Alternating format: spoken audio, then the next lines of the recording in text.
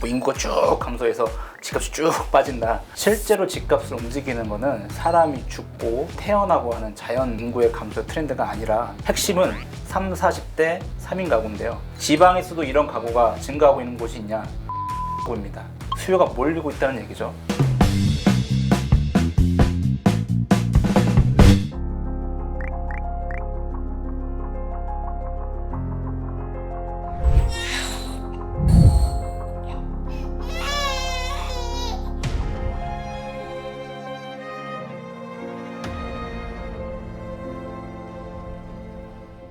자, 조영광 의원님, 지난 시간에 이어서 오늘도 데이터로 부동산 시장을 분석해 보려고 합니다. 오늘의 주요 키워드는 인구인데요. 현재 인구 감소세가 심상치 않습니다. 향후 인구 관련 문제가 부동산 시장에 얼마나 영향을 줄 것으로 보시나요?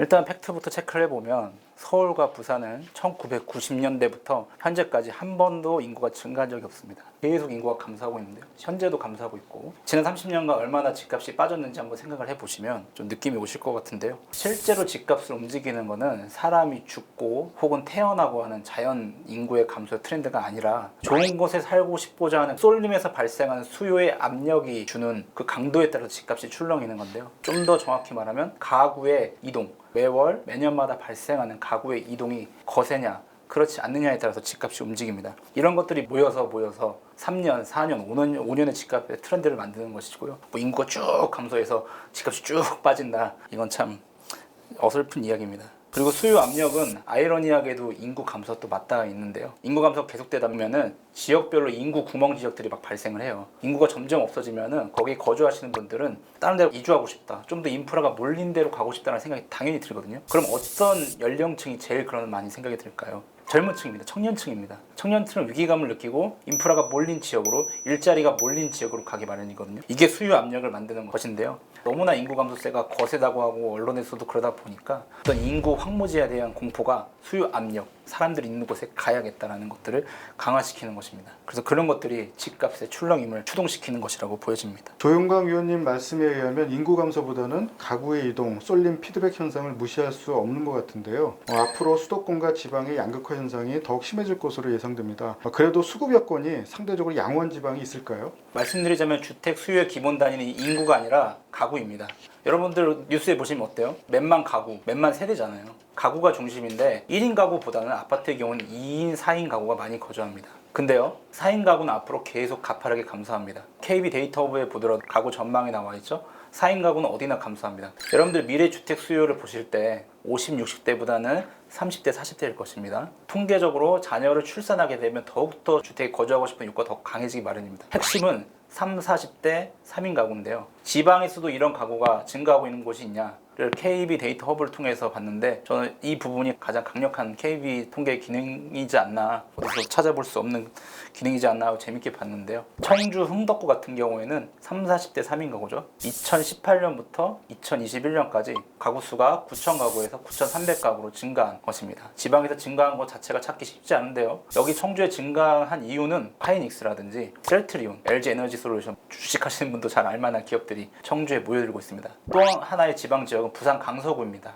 부산 강서구의 3, 40대 3인 가구 추이를 보면요. 2015년에 3,700가구가 있었는데 2021년 7,000가구로 거의 2배 수준을 급증했습니다. 수요가 몰리고 있다는 얘기죠. 여기는 명지지구뿐만 아니라 에코델타시티도 개발이 되고 있고 실제 처형률도 두 자릿수는 좀 기본인 상황입니다. 그래서 이런 지역들, 가구가 조용히 움직이는 지역들을 찾아보시면 많은 힌트가 되리라 생각합니다. 데이터로 분석하셨을 때 앞으로 부동산 시장 전망은 어떻게 보시는지요? 일단은 하락세가 본격화되고 있죠. 필요한 것이 이제 긴 시각으로 바라봐야 할 텐데요. 이런 하락장 속에서 어디가 얼마 떨어졌다 이런 건 사실 의미가 없습니다. 어떤 분위기에 흘러가는 부분이니까요. 우리가 주목해야 될 것은 보이지 않는 수요의 흐름. 여러분 가구의 흐름이 눈에 보이나요? 집값의 흐름은 눈에 보입니다. 어플에 키면 나오니까. 가구의 흐름, 2, 3인 가구가 어디로 가고 있는지, 어디에 몰려 있는지를 꼭 확인해 보실 필요가 있고요. 지금 아까 말씀드렸다시피 지금 부동산을 짓누르고 있는 것은 역사적인 속도의 금리입니다. 근데 사실은 금리가 언제까지 오를 거다라는 것을 알 수 있는 것은 거의 신의 영역이라고 저는 보는데요. 다만 확률적으로 볼 수 있는 통계 사이트가 있습니다. 그래서 구글링 많이 하실 텐데 Fed Watch Tool이라는 검색어를 치시면 미국이 얼마큼 언제 금리 인상을 할 것이다 확률 직설적으로 보여줍니다. 참고로 말씀드리자면 현재 CME 그룹에서 운영하고 있는 페드 와치 툴에 따르면 미국의 기준금리 인상은 2023년이 정점으로 지금 확인되고 있는 상황입니다. 내년 2023년 되면은 상반기에 상당한 공포가 계속 될 겁니다. 금리 인상이 될 거니까요.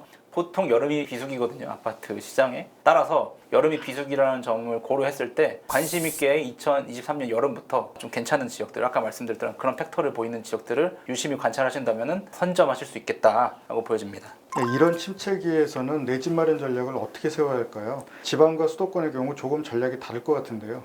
일단 매크로 전략은 절대적으로 수도권은 대출량이 지방보다 많습니다. 왜? 비싸거든요. 금리예요. 지방은 결국엔 수급이에요. 인구가 없어지니까, 사라지니까. 그래서 미분양이에요.